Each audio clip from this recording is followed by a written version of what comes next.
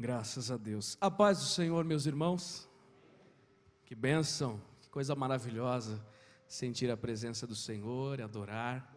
Deus abençoe nossos pastores, líderes de louvor. Vamos ler a Bíblia, queridos. Vamos ler a Bíblia e depois meditar um pouquinho sobre um texto que veio ao nosso coração. Isaías 6. Obrigado, pastor William, pastor Tobler, os demais pastores, obreiros que estão na retaguarda. Nosso presidente está em viagem, mas estamos aqui e o Espírito Santo está aqui. Glória a Deus.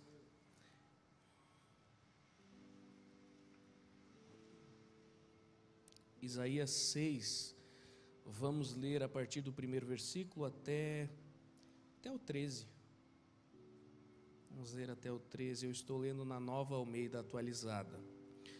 Diz assim: No ano da morte do rei Uzias, eu vi o Senhor assentado sobre um alto e sublime trono, e as abas das suas vestes enchiam o templo.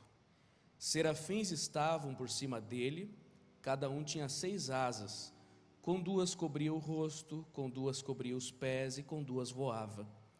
E clamavam uns para os outros, dizendo: Santo, Santo, Santo é o Senhor dos exércitos, toda a terra está cheia da sua glória. Os umbrais das portas se moveram com a voz do que clamava, e o templo se encheu de fumaça. Então eu disse: Ai de mim, estou perdido, porque sou homem de lábios impuros e habito no meio de um povo de lábios impuros. E os meus olhos viram o Rei, o Senhor dos exércitos. Então um dos serafins voou para mim, trazendo na mão uma brasa viva, que havia tirado do altar com uma pinça. Com a brasa tocou a minha boca e disse: Eis que esta brasa tocou os seus lábios, a sua iniquidade foi tirada, e o seu pecado perdoado. Depois disto ouvi a voz do Senhor que dizia: A quem enviarei? E quem há de ir por nós? Eu respondi: Eis-me aqui, envia-me a mim. Então ele disse: Vá e diga a este povo: Ouçam, ouçam, mas sem entender. Vejam, vejam, mas sem perceber. Torne insensível o coração deste povo, endureça-lhes os ouvidos e feche os olhos deles, para que não venham a ver com os olhos, ouvir com os ouvidos e entender com o coração, e se convertam e sejam curados. Então eu perguntei: Até quando, Senhor? Ele respondeu: Até que as cidades estejam em ruínas e fiquem sem habitantes, as casas fiquem sem moradores e a terra esteja em ruínas e devastada. E o Senhor afaste dela o povo, e no meio da terra sejam muitos os lugares abandonados. Mas se ainda ficar a 10ª parte dela, tornará a ser destruída, como o terebinto e como o carvalho, dos quais depois de derrubados ainda fica o toco, assim a santa semente será o seu toco. Amém. Até aqui, irmãos. Podeis assentar? Obrigado pela atenção. Eu meditava neste texto, um momento especial na vida de Isaías. Interessante que não acontece lá no primeiro capítulo, mas aqui no capítulo número 6. Ou seja, já haviam algumas profecias registradas, e agora é que ele chega nesta situação, ou nesta experiência que nós vamos tentar dividir em pelo menos 4 etapas da visão de Isaías. A epígrafe do texto, aquele títulozinho que é colocado antes da leitura, diz assim: a visão de Isaías e o seu chamado. E eu quero aplicar para nós nesta noite, o nosso chamado baseado na visão que temos do Senhor. Para você entender o contexto, ele começa já no primeiro versículo relatando que era o ano da morte do rei Uzias. O rei Uzias foi um rei muito próspero, está registrado lá no segundo livro das Crônicas, capítulo número 26, teve uma grande prosperidade, teve um início muito abençoado, mas em determinado momento ele exaltou-se, considerou-se o detentor de poderio, de sabedoria, e aí Deus teve que abatê-lo. Quando o seu coração se corrompeu, o Senhor teve que trabalhar na sua vida. Isso está relatado lá em 2 Crônicas 26:16. Nesse momento o Senhor feriu o rei Uzias de lepra, e assim ele permaneceu até a sua morte, que é relatado no capítulo 27 das Crônicas, do segundo livro das Crônicas. Nesse inteirinho, seu filho Jotão foi o corregente em Judá. A morte do rei Uzias marca aqui para o povo, para a história, um fim de uma era de prosperidade que eles estavam vivendo. E aqui que Isaías tem essa experiência maravilhosa. A primeira parte da experiência que eu quero que você preste atenção e você busque na sua vida também. Ele relata que no ano da morte do rei Uzias, ele viu o Senhor, ele viu a Deus. A primeira etapa da visão de Isaías, que deve ser também a nossa visão, é enxergar a Deus, ver o Senhor. Ver a Deus traz a nós uma reação distinta daqueles que veem as coisas maravilhosas da sua criação, ou seja, o mundo, as coisas que foram criadas. Quando nós vemos a Deus, quando nós temos uma experiência real, verdadeira, e nós entendemos a sua grandeza, a sua glória, a sua majestade, como nós acabamos de cantar aqui, nós vemos o quão imenso e inexplicável é esse Deus. Quando nós temos essa experiência, Isaías vai relatando que ele viu o Senhor assentado sobre um alto e sublime trono. Não era uma coisa comum, não era uma coisa qualquer, era algo diferente, algo majestoso, algo que contrastava com tudo o que ele conhecia. Experiências com Deus contrastam com tudo que nós vemos nesta terra, são extraordinárias, são além do que nós podemos imaginar por nossa própria racionalidade. Ele viu o Senhor num alto e sublime trono. Veja, o Senhor era completo, de modo que as abas das suas vestes enchiam o templo. Não há falhas, não há espaço para completar as coisas de Deus. Ele é completo, perfeito. Não havia espaço para outra manifestação. O séquito, ou a orla das vestes, também simboliza pureza. Simboliza que o Senhor é puro e grande, perfeito em sua majestade. Quando ele vê o Senhor, ele vê que ele tem também um grupo de pessoas, ou seja, os seus súditos, são os serafins que aparecem no versículo 2, e já os próprios súditos já são extraordinários. Ele relata como eles eram, tinham as asas que cobriam o rosto, cobriam os pés, voavam, seres santos. A descrição é que são seres flamejantes. O fogo também é um símbolo de pureza, um símbolo de pureza espiritual. O fato de terem 6 asas fala de poderio, mas comparado com Isaías agora, um mero mortal, ver o Senhor na sua majestade, na sua amplitude, traz uma reação, que daí chega na segunda etapa. Esses súditos que estavam juntos, os serafins, na visão de Isaías, diz que eles clamavam: santo, santo, santo é o Senhor dos exércitos. Quão maravilhosa e ao mesmo tempo terrível é esta visão. Por que terrível, pastor? Porque ao nós entendermos a grandiosidade de Deus, nós vemos a que distância nós estamos da sua divindade. Ou às vezes nós nos reunimos para prestar um culto e esquecemos o quão distante está da magnitude, a imanência de Deus, da nossa mera pequenez e insignificância humana. Nosso Deus é grande, é santo, é glorioso, é majestoso, é excelso. Não há comparações na natureza, não há palavras suficientes para exprimir. Você já teve esta experiência de entender a grandiosidade do seu Deus, ou às vezes a grandiosidade do amor de Deus, ou do plano da salvação? Quão imenso e imensurável. O próprio salmista, ou melhor, o Salomão, em um dos provérbios, ele vai dizer que é tão grande que é impossível esquadrinhar a sabedoria de Deus, os planos, os projetos, a criação. É impossível de esquadrinhar.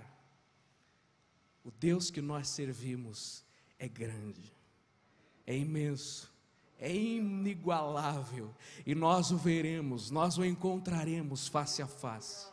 Se você ainda não teve essa experiência de entender o quão grande é o seu Deus, continue buscando, continue buscando. Nós precisamos nesta noite ainda, ou talvez na sequência, ver o Senhor.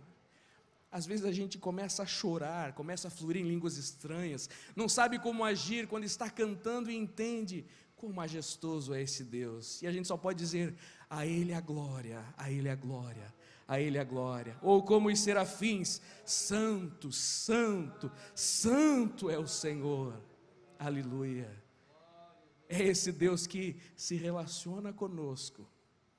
Quando Isaías tem esta parte da visão em que ele vê o Senhor tão majestoso, que ele fica perplexo, ele tem uma reação inclusive de temor, de medo, porque ele vê a Deus e ele analisa agora a si mesmo. A segunda etapa da visão de Isaías é ver a si mesmo, é olhar para dentro de si, entender a sua insignificância e ainda mais, entender o seu estado pecaminoso. Seres humanos pecadores.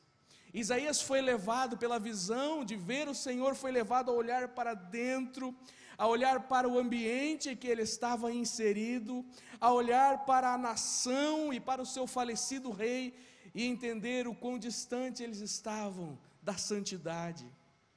E aí ele exclamou, ele disse: ai de mim, estou perdido porque é um ser tão imundo, estou vendo ao Deus santo, um Deus perfeito, inigualável. Ele diz: ai de mim. Ver a Deus, ter experiências reais com Deus, nos leva a uma humilhação total, sincera, uma humilhação perante Ele. E se alguém ainda não estiver humilhado, ou se nós não estivermos humilhados ainda, é porque nós ainda não vimos o quão grande é o nosso Deus. Cargos, títulos, posses, poderio humano, outros aspectos de poderio, capital político, capital financeiro, capital religioso, não importa, não há comparação. Nós somos pequenos, precisamos nos humilhar. Se ainda achamos que somos alguma coisa, precisamos buscar mais, nos ajoelharmos mais diante da cruz, até que estivermos bem prostrados e reconheçamos que somos pecadores. Nós precisamos ver o Senhor. Toda vez que nós pensamos ser merecedores de algo, toda vez que nós pensamos ser melhor do que alguém, aquele que está lá na cadeia, aquele que está caído na sarjeta, aquele que está em qualquer outra situação que você acha desprezível, nós precisamos ver o quão distante nós estamos de Deus. Isaías entendeu isso.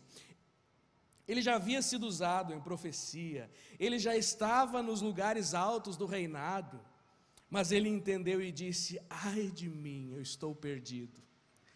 Sabe, às vezes nós somos impactados com essa visão, com esta abertura, esta metanoia, abertura de mente, de modo que nós nos prostramos e choramos.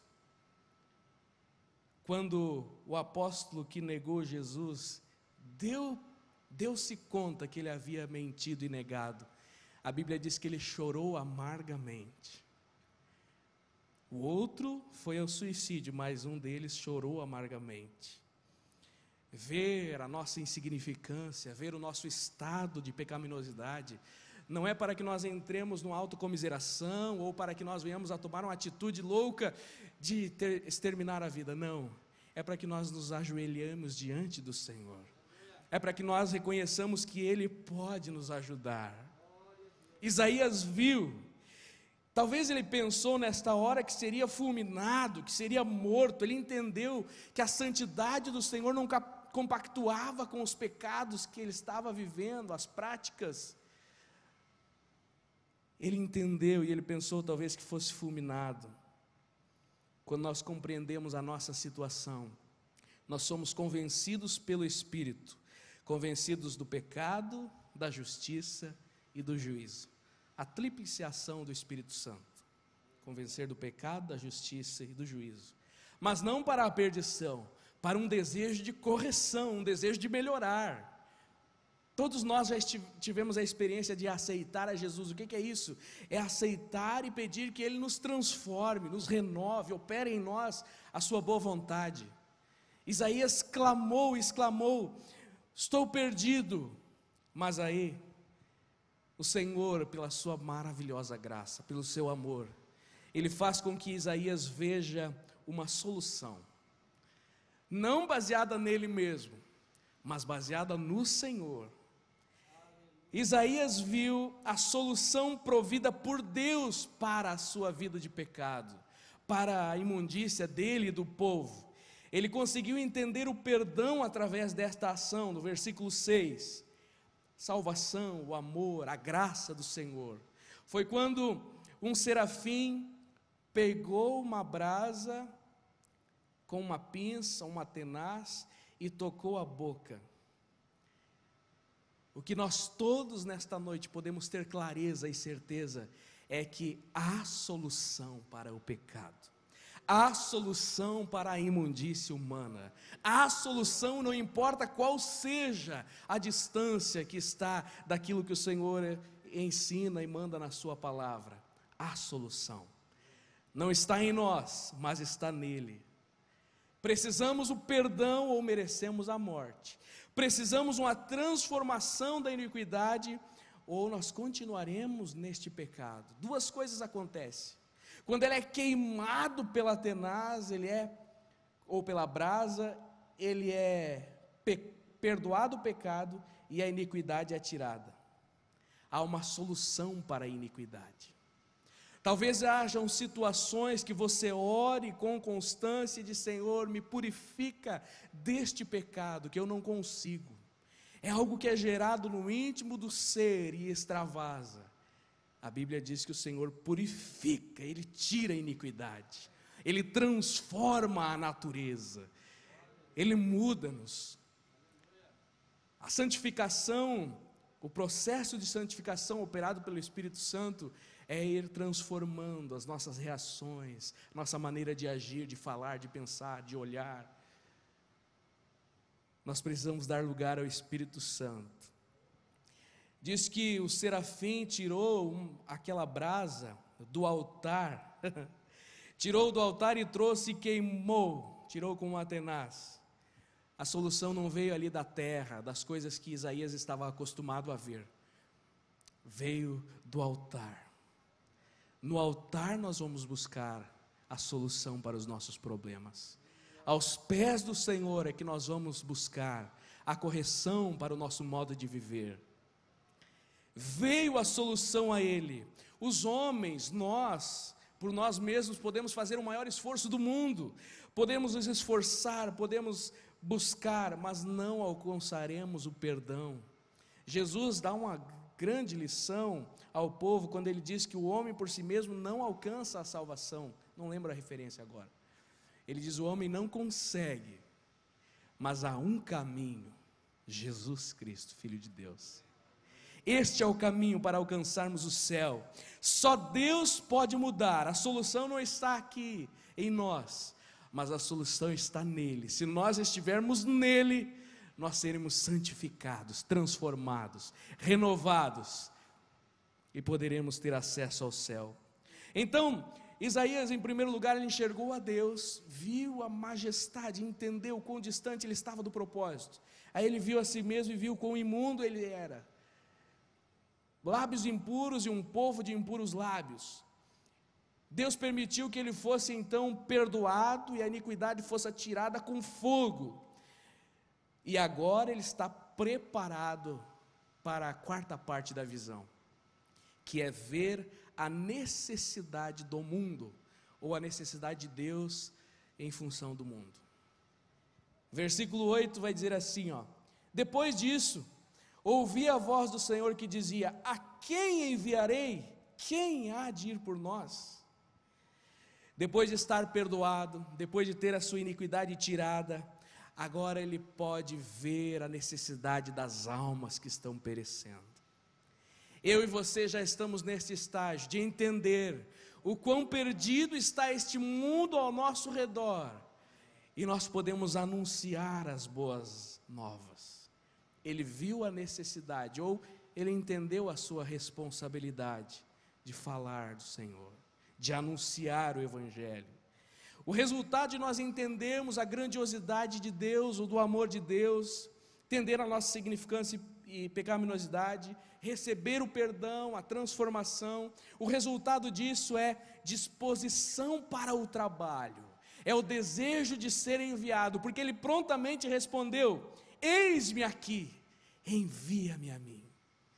Oh, coisa maravilhosa, quando nós temos essa disponibilidade, esse desejo de servir, e a gente ora e diz: Senhor, me usa para falar do teu amor para o meu colega, me usa para orar pela vida de alguém e ele ser curado, me usa para pregar a palavra, me usa para cantar um louvor, me usa Senhor, eis-me aqui, envia-me. Oh, coisa maravilhosa, coisa tremenda, e o Senhor aceita esta nossa voluntariedade e responde: então vá e fale assim, assim e assim.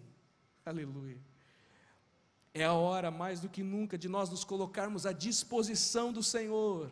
Há tantas almas ainda que não foram alcançadas, há tantas pessoas caminhando a passos largos para o abismo, com os olhos fechados, eles não viram o Senhor. A Bíblia diz que Cristo em nós é a esperança da glória, ou seja, a manifestação do Senhor é a esperança que eles têm de ver a glória de Deus através de nós. Tantas pessoas ao nosso redor que não viram, e aí eles também não compreendem a sua imundícia, que eles não viram o Senhor, eles não viram o quão grande é o nosso Deus. Basta que nós anunciemos o quão grande Ele é, e o Espírito Santo faz o resto, convence do pecado, da justiça e do juízo. Mas nós precisamos estar dispostos. É a hora de nos disponibilizarmos para o trabalho. Os aspectos escatológicos, a partir do versículo número 10, tem correlação com os judeus, tem correlação conosco, mas eu queria só ir até a quarta parte da visão, que é aqui onde nós chegamos. Se você está precisando de uma experiência nova com Deus, experiência real com Deus, parece que a vida entrou no automático.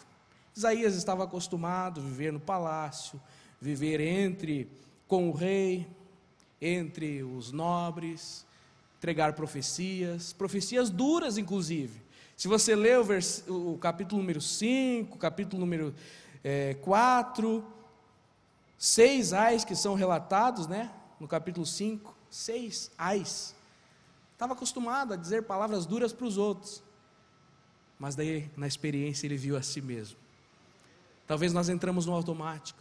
Jesus salva, cura, batiza, mas não temos experiência pessoal com Ele. Eu aprendi um tempo atrás, que quando a Bíblia fala que o povo peca por falta de conhecimento, tem duas perspectivas. A primeira é o conhecimento de profundidade na palavra, mas a segunda perspectiva é conhecimento de experiência com Ele. Muito conhecimento teórico, cérebro muito cheio, mas falta o conhecimento pessoal. Deus é um Deus pessoal, relacional, e nós precisamos ter experiência com Ele, daquelas que a gente se joga no chão e diz: Senhor, como eu preciso melhorar, como eu estou aquém dos teus propósitos, e ao mesmo tempo o Espírito Santo vem e nos abraça e diz: ainda assim eu quero te usar, ainda assim eu quero você comigo no céu, ainda assim eu te santifico. Quem precisa dessas experiências ainda mais? Eu preciso. Vamos ficar em pé juntos, Às vezes a gente conversa com o Mateus, a Elisa, os meus 2 filhos, e eu vejo que o Mateus já está começando a compreender, mas a Elisa ainda tem dificuldade em entender a grandiosidade de Deus, entender aspectos da imanência do Senhor. Ela ainda não consegue assimilar bem. A própria Trindade é um nó na cabeça dela. Às vezes nós andamos toda a vida e não entendemos a grandiosidade do Senhor. a grandiosidade do nosso Deus. Ele quer se revelar para nós. Não é por nosso próprio mérito, não é porque nós somos alguma coisa, não somos merecedores, não somos melhores do que ninguém.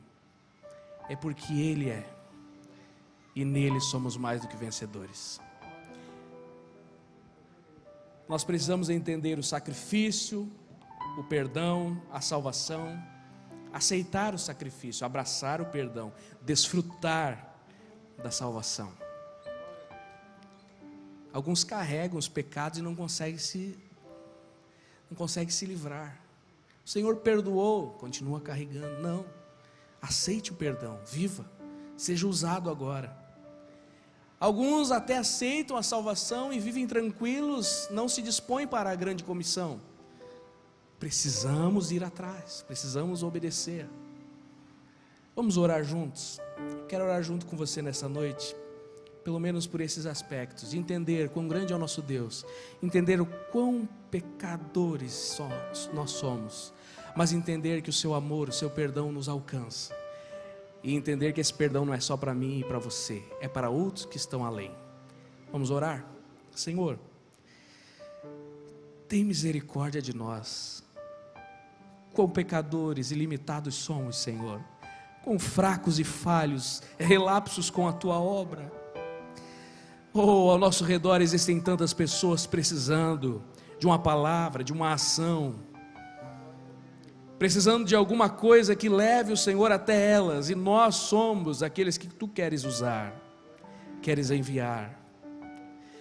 Precisamos, Senhor, ter mais experiências contigo, conhecer-te mais, entender, Senhor, que não há limites para o teu querer, não há limites para o Senhor. Precisamos entender, Senhor, que precisamos melhorar. Quão limitados e pecadores somos. Estamos inseridos em uma sociedade, em uma comunidade, uma cultura que não te glorifica, que é imunda e que vai rumo ao inferno. Mas nós somos diferentes, porque o Senhor habita em nós, porque o Espírito Santo opera em nós. Queima com a tenaz, queima com brasa viva. Aleluia. Oh, se é os nossos olhos, se é a nossa boca, se é o íntimo do coração, o cérebro, queima-nos, Senhor, e torna-nos santos, santos para te adorar, santos para te glorificar, santos para ganhar alma, santos para cumprir o teu propósito, o teu desígnio. Queremos ver a tua face, queremos sentir a tua presença, queremos te glorificar em todas as circunstâncias. Seja glorificado em nossa vida, no nosso meio. Cumpra o teu propósito em nós, através de nós e apesar de nós. Nos colocamos à tua disposição, Senhor. Renovamos propósitos e nos disponibilizamos voluntariamente ao teu serviço. Usa-nos. Amém. Aleluia.